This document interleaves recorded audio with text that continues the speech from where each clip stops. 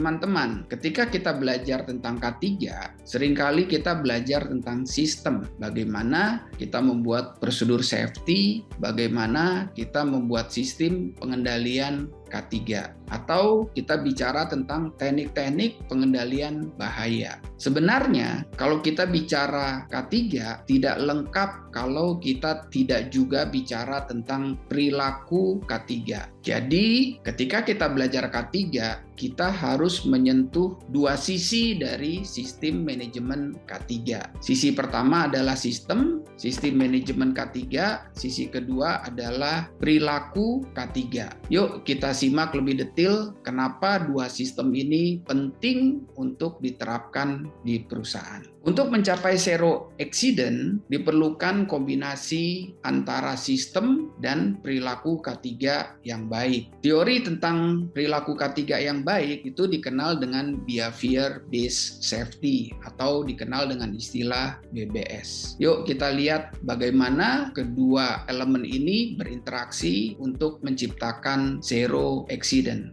Kita mulai dari risk atau potensi bahaya. Kemudian kita mengembangkan sistem manajemen berbasis pencegahan, di mana kita fokus untuk mengendalikan sumber bahayanya. Sekali lagi ya, pengendalian terhadap sumber bahaya, bukan pengendalian terhadap resiko. Bagaimana kita mengendalikan sumber bahaya sehingga sumber bahaya tersebut tidak berpotensi menimbulkan bahaya untuk manusia. Kemudian kita juga perlu melihat tentang perilaku. Bagaimana kita membentuk perilaku manusia yang sadar akan K3, perilaku manusia yang berbasis safety. Kedua elemen ini, perilaku dan sistem, akan membentuk budaya K3, akan menghasilkan zero incident, bukan accident. Kenapa saya bilang zero incident, bukan accident? Karena zero incident pasti zero accident, plus tidak ada kerugian infrastruktur. Jadi K3 itu dinilai dapat menekan biaya karena tidak terjadi insiden. Sekarang kita coba lihat studi kasusnya. Kita sering lihat kasus seperti ini dalam kehidupan kita sehari-hari. Pintu kereta sudah ditutup namun masih diterobos karena memang masih ada celah. Kemudian orang menerobos pintu kereta sehingga terjadilah kecelakaan. Ketika kita melihat kasus ini, terjadi interaksi antara perilaku yang negatif plus sistem yang masih memiliki celah untuk diterobos. Kedua elemen ini berinteraksi mengakibatkan kecelakaan. Ketika kita bicara BBS, kita kenal dengan istilah ABC Theory atau ABC of Behaviors. ABC terdiri dari 3 elemen. Elemen pertama adalah A, antecedent. Antecedent adalah pemicu. Pemicunya adalah lintasan kereta yang terbuka. Kemudian pemicu tersebut dijumlahkan dengan behaviors atau perilaku. Pemicu ditambah perilaku akan terjadilah konsekuensi atau C. Jadi ABC. Antecedent plus behavior, terjadilah konsekuensi. Ketika terjadi pemicu, misalkan lintasan kereta yang terbuka, tapi orang memiliki perilaku yang positif, tidak mau menerobos, maka tidak terjadi konsekuensi potensi bahaya. Namun, ketika terjadi perilaku negatif ditambah pemicu, maka terjadilah potensi tertabrak kereta. Inilah yang dikenal dengan istilah ABC teori. Antecedent plus behaviors sama dengan konsekuensi. Lalu bagaimana praktek ABC di dalam K3? Kita tadi tahu bahwa ada pemicu ditambah perilaku terjadi konsekuensi. Maka perilaku ini akan menjadi filter sehingga tidak terjadi konsekuensi. Fokus dari perilaku ini adalah bagaimana kita membentuk filter sehingga kalaupun terjadi pemicu tidak terjadi konsekuensi, atau orang bisa juga melaporkan ketika terjadi potensi bahaya. Orang bisa mengingatkan teman ketika terjadi potensi bahaya sehingga tidak terjadi konsekuensi. Jadi BBS ini fokus bagaimana kita menciptakan filter untuk supaya tidak terjadi konsekuensi walaupun terjadi pemicu. Sasaran behavior based safety adalah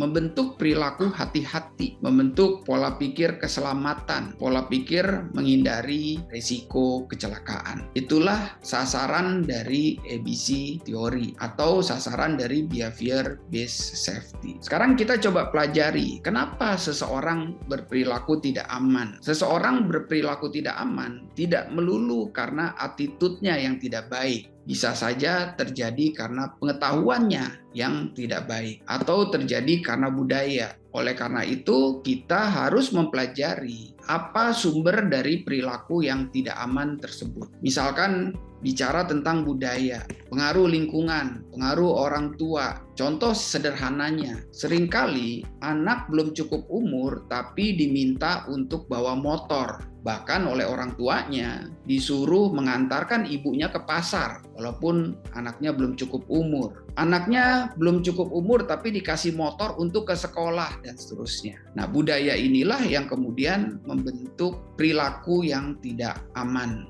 Kemudian faktor lain selain budaya, ada juga kasus tidak paham. Tidak paham terjadi karena pengetahuan yang kurang. Sebagai contoh, dulu waktu saya kecil, kita tahu sikring listrik. Ketika terjadi lampu mati, seringkali kita coba cek sikringnya. Ketika kita buka dan ternyata kabelnya putus, kemudian kita ganti dengan kabel yang lebih besar. Pada saat itu, saya bangga dengan tindakan seperti MacGyver tadi, tapi tentunya itu tidak baik, itu tidak safety. Kenapa saya melakukan itu? Karena saya tidak paham bahwa fungsi dari kabel tersebut adalah sebagai pemutus aliran ketika terjadi beban berlebih. Jadi perilaku tidak aman ini terjadi karena tidak paham, bukan karena kecerobohan atau bukan karena kesengajaan. Kemudian penyebab ketiga adalah dia paham tapi mengabaikan. Paham mengabaikan bisa terjadi karena beberapa kondisi. Pertama, karena kondisi yang tidak memadai, karena infrastruktur yang kurang memadai. Contohnya, dalam kehidupan kita sehari-hari, seringkali kita harus mengganti lampu yang posisinya tinggi, namun kita tidak memiliki tangga. Kemudian kita melakukan akal-akalan. Kita tumpuk bangku ke bangku, kita tumpuk meja ke bangku. Karena kita harus membetulkan lampu, kemudian kita tidak memiliki alat yang baik, akhirnya kita melanggar, kita melakukan tindakan yang tidak aman. Jadi kita paham bahwa ini tidak aman, tapi karena kondisi kemudian kita melakukan itu. Demikian juga di perusahaan. Terkadang karena kita harus menghasilkan output, kemudian kita melakukan tindakan tidak aman. Fuse-nya putus, kemudian kita bypass supaya mesinnya bisa jalan. Dan hal-hal lainnya. Terjadi alat atau barang yang menyangkut di mesin, karena kita tidak memiliki alat, kemudian kita mencoba mengambil benda yang nyangkut tersebut, sehingga berpotensi terjadi kecelakaan. Kasus lain adalah paham tapi mengacuhkan atau meremehkan. Saya sudah pengalaman kok, nggak mungkin celaka lah.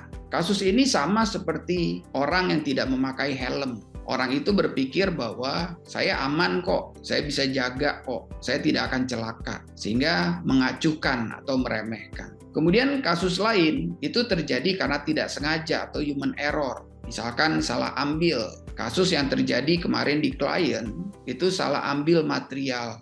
Akibatnya terjadilah pencampuran antara asam dan basa sehingga terjadi ledakan. Atau salah menyalakan. Ketika kita sedang membetulkan listrik, orang tidak tahu, kemudian orang menyalakan listrik tersebut, sehingga terjadilah kecelakaan, kesetrum oleh listrik. Atau juga faktor lupa. Faktor-faktor inilah penyebab perilaku tidak aman, yang diakibatkan oleh paham, tapi tidak sengaja atau human error. Kelima hal ini harus kita pelajari di dalam BBS teori, sehingga kita bisa melakukan perbaikan hingga ke penyebabnya. Kalau penyebabnya karena budaya, berarti kita harus koreksi budayanya. Bagaimana kita membentuk budaya yang baik. Kalau penyebabnya karena pengetahuan, maka kita harus menambahkan pengetahuan sehingga orang tidak melakukan tindakan yang tidak aman. Kalau penyebabnya karena kondisi, maka kita harus menyiapkan infrastruktur supaya kita bisa bekerja dengan aman.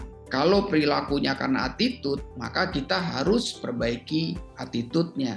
Dan jika terjadi karena tidak sengaja, maka kita harus membentuk sistem bagaimana ketika terjadi human error tidak terjadi celaka. Misalnya menciptakan sistem LOTO, lockout, tagout, sehingga ketika ada yang sedang membetulkan listrik, orang tahu bahwa sedang ada proses pembetulan listrik. Inilah sasaran dari BBS. Bagaimana kita membentuk perilaku yang aman dan kemudian kita mencoba mempelajari penyebab perilaku yang tidak aman tersebut. Kita pelajari sumber perilaku tidak aman dan kemudian kita koreksi sumbernya. Jadi yang kita koreksi bukan perilakunya. Seringkali perusahaan menganggap bahwa perilaku tidak aman tersebut terjadi karena kecerobohan atau karena attitude. Padahal ada 5 possibility kejadian perilaku tidak aman. BBS ini mencoba mempelajari kenapa perilaku tidak aman tersebut terjadi. Kemudian kita mengkoreksi sumbernya. Misalkan bicara tentang budaya, maka kita harus mencoba membentuk budaya bagaimana supaya orang tua tidak mengajarkan anak yang belum cukup umur membawa kendaraan. Kalau bicara tidak paham, misalkan menggunakan kabel kecil untuk daya listrik yang besar. Kondisi ini banyak terjadi di perumahan-perumahan padat. Banyak terjadi kebakaran akibat korsleting. Kenapa terjadi korsleting? Karena menggunakan kabel kecil untuk daya listrik yang besar. Oleh karena itu diperlukan usaha untuk memberi pemahaman mengenai penggunaan kabel yang cocok sesuai daya listrik yang digunakan. Karena kondisi, maka kita menyediakan peralatan yang cukup sehingga orang bisa melakukan pekerjaan dengan aman. Sedangkan kalau mengacukan, berarti kita harus mengajarkan supaya orang tidak ceroboh. Kita harus membentuk attitude yang baik sehingga orang tidak mengacukan tentang K3 tersebut. Dan ketika terjadi human error, maka kita harus memproteksi bagaimana tidak terjadi human error. Misalkan seperti yang tadi saya sebutkan, misalkan tentang LOTO atau misalnya dispenser. Dispenser untuk air panas harus diputar dulu baru bisa ditekan. Tujuannya supaya anak kecil tidak mudah untuk menyalakan dispenser air panas. Atau bisa juga stop kontak. Stop kontak yang baik, yang aman, yang anti error itu harus diputar dulu baru bisa dicolok. Itu aman buat anak-anak. Jadi anak-anak tidak melakukan mencolok stop kontak karena tidak paham. Inilah yang kita fokuskan ketika kita belajar behavior based safety. Kita fokuskan kepada perilaku tidak aman, namun kita fokuskan lagi ke arah penyebab perilaku tidak aman. Kita lihat tadi ada 5 penyebab perilaku tidak aman, bisa karena budaya itu pada umumnya karena pengaruh lingkungan, bisa karena tidak paham, karena pengetahuan kurang, bisa paham karena kondisi, bisa paham tapi cuek, mengacukan, bisa juga paham tapi tidak sengaja atau human error. Kita harus fokus bagaimana kita mencari penyebab perilaku tidak aman, kemudian kita harus fokus mempelajari perilaku tidak aman, tapi ke arah sumbernya. Kemudian kita mengkoreksi sumbernya sehingga terjadilah perilaku yang aman. Ingat tadi ABC teori, ada pemicu plus perilaku, terjadilah konsekuensi. Jadi behavior based safety menciptakan filter untuk terbentuk perilaku yang baik. Walaupun terjadi peluang, tapi kalau perilakunya baik, maka tidak akan terjadi konsekuensi. Jadi teman-teman, ketika kita belajar safety, ingat kita tidak cukup hanya bicara tentang sistem manajemen K3,